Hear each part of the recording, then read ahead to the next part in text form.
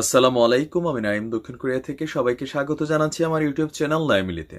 যদি ভালো লাগে তাহলে সাবস্ক্রাইব, আর যদি ভালো না লাগে দেখতে থাকুন, দেখতে দেখতে ভালো লাগা ভালোবাসা হয়ে যাবে ইনশাল্লাহ।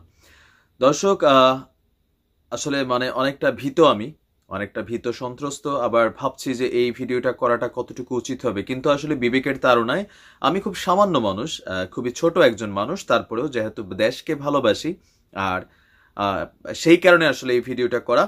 জানি না এই ভিডিওগুলোর জন্য কোন ধরনের খেসারত বা মূল্য আমাকেও দিতে হয়, বাট মনে হয় যে এগুলা একটু খোলাসা করা দরকার। হ্যাঁ, কেন? কারণ হচ্ছে যে মেজর সিনহা হত্যাকাণ্ডের তদন্ত রিপোর্টে এমন কিছু বিষয় আছে যেগুলো আসলে খুবই স্পর্শকাতর।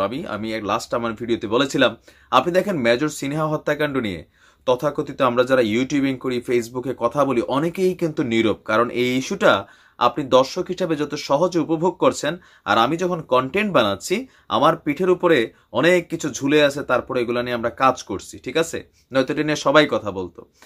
তো যেই কথাগুলা বললে অনেক সময় দেশ রাষ্ট্রের বা সরকারের জন্য বিপজ্জনক হয়ে যেতে পারে, অথবা কোনো একটা শ্রেণীর বিপক্ষে যাবে, নিশ্চয় যারা দেশপ্রেমিক, যারা দেশের জন্য রাজনীতি করেন, এটা তাদের জন্য পক্ষে বা পজিটিভ নিউজ। কিন্তু যারা দেশ বিরোধী চক্রান্তে জড়িত আছে সরকারের ভিতরে বা বাইরে বা প্রশাসনের ভিতরে বাইরে, তাদের জন্য এটা একটা সেন্সেশনাল নিউজ, কারণ এখানে অনেক কিছু বের হয়ে এসেছে।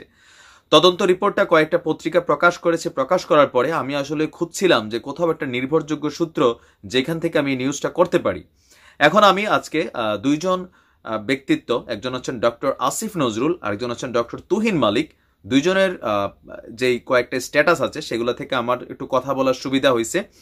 আসিফ নজরুল স্যার তার ফেসবুকে সেই তদন্ত কাণ্ডের ভেতরের কিছু জিনিস তিনি প্রকাশ করেছেন, যেগুলো তিনিও পত্রিকা থেকে পেয়েছেন, আর এগুলো সম্পর্কে তিনিও ক্লিয়ারেন্স চেয়েছেন।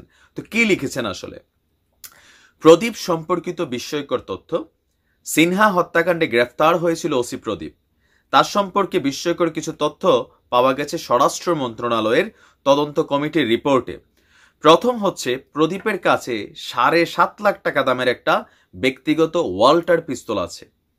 এখন এত টাকা প্রদীপ কই পাইছে সেটা তিনি যেমন জানতে চান, আমরাও জানতে চাই যে বা এই ধরনের সিস্টেম আইন শৃঙ্খলার ভিতরে আসলে আছে কিনা, যে পুলিশ চাইলেই কি আলাদা ওই রকম, কারণ সরকার তো তাদেরকে এমনিই পিস্তল দিচ্ছে। তারপরেও তিনি সেটা প্রশ্ন করেছেন। সেকেন্ড হচ্ছে, এখানে তিনি প্রশ্ন করেছেন যেটা, এই পিস্তল দিয়ে যে মানুষগুলাকে তিনি গুলি করেছেন ব্যক্তিগত, গতকালকে আমরা লাস্ট ভিডিওতে আমি বলছি 20 থেকে 30 জনকে সে তার ব্যক্তিগত পিস্তল থেকে গুলি করেছে, আর এইটার হিসাব নাকি জিডি করা আছে। এখন কোথায় জিডি করা আছে, আর তিনি নাকি ফোন এগুলার ব্যাপারে ঊর্ধ্বতন কর্তৃপক্ষের অনুমতি নিয়েছেন। কারা এই অনুমতি দিচ্ছে? সেইখানে সকালবেলা কিন্তু এসপি মাসুদ সাহেবের নাম কোথাও না কোথাও আপনার আসছে, যে এই কাণ্ডের সাথে ওসি প্রদীপকে আশকারা মস্করা দেওয়ার জন্য তার একটা নাম কিন্তু বারবার উঠে আসছে, বাট সেটা তদন্ত কমিটির আন্ডারে আছে। দ্বিতীয় হচ্ছে যে তিনি প্রটোকলের তোয়াক্কা না করে, ওসি প্রদীপ প্রটোকলের তোয়াক্কা না করে ঊর্ধ্বতন কর্মকর্তাদের কাছে ফোন করেছে। এই কর্মকর্তাদের নাম কি? প্রদীপের বিভিন্ন হত্যাযোগ্য ও দায়মুক্ত থাকার বিষয়ে এদের ভূমিকা কি, সেটা আমিও জানতে চাই। থার্ড হচ্ছে, পৃথিবীর সবচেয়ে গুরুতর অভিযোগ যেটা হচ্ছে, তদন্ত কমিটি বলেছে যে নিয়ম ও আচরণবিধি ভেঙে একটি বিদেশি দূতাবাসে প্রদীপ যোগাযোগ করছে। And that's the surprising point. এটা খুবই ডেঞ্জারাস একটা বিষয় যে ওসি প্রদীপের আসলে ব্যাকআপটা কোথায়। আপনি দেখেন যে সামান্য একজন ওসির সাথে একজন বিদেশি দূতাবাসের আসলে কানেকশনটা কি হইতে পারে। আমার লাস্ট প্রত্যেকটা ভিডিওতে বলেছি, ওসি প্রদীপ কারে কল করলো, সেই ফোনগুলো হাতে নিলেই তথ্য প্রযুক্তির যুগ, ভয়েস মেসেজ পাঠাইছে, কল করছে, মেসেঞ্জারে কথা কইছে, ইমুতে কইছে, কেন এগুলো আসলে এখনো অপ্রকাশিত?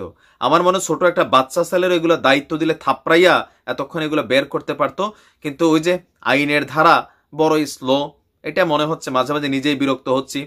আসছি আমরা ডাক্তার তুহিন মালিকের বিষয়টা একটু কোট করে দিচ্ছি। পত্রিকায় কিভাবে প্রকাশ করা হলো সেটা আমার জানা নেই, এই কথাটা স্বরাষ্ট্রমন্ত্রী সাহেব বলেছেন। যে প্রকাশ করেছে ও তথ্য সরবরাহ করেছে তারা কাজটি সঠিক করেনি। কিন্তু বিশ্বাস করেন, একজন সাধারণ নাগরিকের দৃষ্টিতে, একজন দেশপ্রেমিক মানুষ হিসেবে, আমি আওয়ামী পরিবারের সন্তানই, কিন্তু আমার এই কথাগুলা আসলে আওয়ামী লীগের বিপক্ষে যাবে না। আমি শতভাগ বিশ্বাস করি আওয়ামী লীগের ভিতরে সব চাটুকার দালাল না, দেশপ্রেমিক আমরা আছি। যিনি এই তথ্যটা শেয়ার করেছেন শতভাগ ভালো কাজ করেছেন।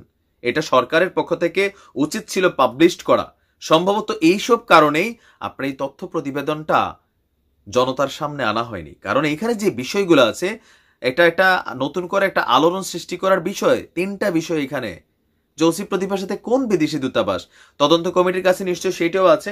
হয়তো গণমাধ্যমগুলা সেটাকে কাটপিস করে একটা অবস্থান তারা হয়তো সামান্য একটা বিষয় সামনে ছাড়ছে, নয়তো কোন বিদেশি দূতাবাস সেটাও নিশ্চয় তদন্ত কমিটির কাছে তথ্য শতভাগ আছে।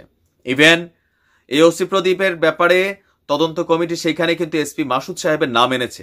এসপি মাসুদ সাহেবের উপরে কে আছে সেগুলো নিশ্চয়ই সেই তদন্ত কমিটির রিপোর্টে আছে। আমার দেখা মতে পৃথিবীতে না, বাংলাদেশে সবচেয়ে নিরপেক্ষ কয়েকটা তদন্ত রিপোর্টের মধ্যে এটা একটা, শতভাগ নিরপেক্ষ।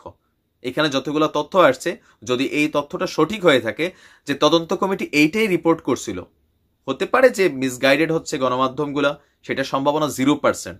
বাট যদি গণমাধ্যমে প্রকাশিত তদন্ত রিপোর্ট সত্য হয়ে থাকে, তাহলে এর থেকে নিরপেক্ষ কোনো তদন্ত রিপোর্ট হয় না। মেজর সিনহা হত্যাকাণ্ডে ওসি প্রদীপের ভূমিকা কি ছিল, সেইটা থেকে এখানে যে ভয়ঙ্কর বিষয়গুলো আসছে, যে সে আইনের কোনো তোয়াক্কাই করে না। সে এখানে উপরের মহলের বসদেরকে বারবার মেনশন করে। তার যে ভিডিও ফুটেজ ফাঁস হয়, সেখানে সে কোনো এক স্যারকে ফোন করে, কে এই স্যার, সে স্যারের চেহারা জাতি জানতে চায়। এই স্যার নিশ্চয় বাংলাদেশের মধ্যে কোনো রাজনৈতিক দলের প্রধান না, প্রধানই তো জেলে আছে না? অনেক রাজনৈতিক দলের প্রধানদের ফাঁসি হয়ে গেছে অপরাধের জন্য। যারা এই প্রশাসনের বিভিন্ন জায়গায় সিন্ডিকেট করে বসে আছেন, তারাও নিশ্চয়ই আইনের ঊর্ধ্বে না। আমরা সাধারণ মানুষ, কিন্তু এই বিষয়টাতে অনেক ভীতিকর ভয়ঙ্কর একটা সিচুয়েশন দাঁড়াইছে আজকে বাংলাদেশের। আমিও বাঙালি হিসাবে, আওয়ামী লীগের পরিবারের সন্তান হিসাবে, পুলিশের পরিবারের সন্তান হিসেবে আমার এটা জানার অধিকার আছে এই তদন্ত রিপোর্টে আসলে কি আছে। এটা এখন যেহেতু প্রকাশ হয়ে গেছে, সেটাকে একদম পাবলিকলি করে দেওয়া দরকার, নয়তো এটা নিয়ে অপপ্রচার হবে। মাননীয় মন্ত্রী সাহেব, আপনি নিশ্চয় দেশের জন্যই মন্ত্রী, তাই না? আপনার উচিত এটা মাননীয় প্রধানমন্ত্রীর সাথে বা যারা কাদের সাথে আপনার আলোচনা করার দরকার, আলোচনা করে এটাকে পাবলিক করেন, নয়তো এটা নিয়েও নানান ধরনের প্রচার অপপ্রচার শুরু হবে। হয়তো নানান তথ্য আসবে যেগুলোর মধ্যে অনেক মিথ্যার সংমিশ্রণ থাকবে। সুতরাং তার চেয়ে বেটার হচ্ছে কি, মার্কেটে নকলটাকে ঠেকাইতে হলে আসলটাকে আনতে হয়, নয়তো নকলটা নিয়ে নানানজন চলে আসবে যে আমি অমুক, আমিই তমুক।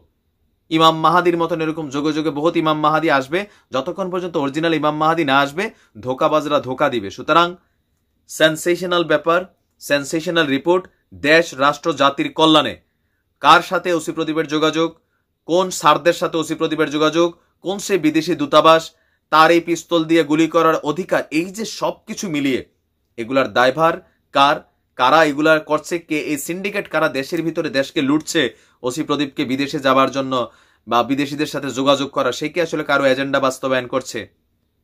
সে কি বেছে বেছে বিদেশি কোনো দেশের কোনো গোলামি করছে, চাটুকারিতা? বিশ্বাস করি সরকার চাইলেই এটার একটা সঠিক নিরপেক্ষ একটা বিচার করা সম্ভব। যেমনটা আপনার পুলিশি নির্যাতনে যেই মৃত্যু হয়েছিল এক ভাইয়ের, জনি ভাইয়ের, সেইখানে দেখেন যুগান্তকারী একটা রায় কিন্তু আসছে। ভালো থাকুন, সুস্থ থাকুন, পরবর্তী আপডেট পেতে চ্যানেলের সাথেই থাকুন। আসসালামু আলাইকুম রহমতুল্লাহি ওয়া বারাকাতুহু।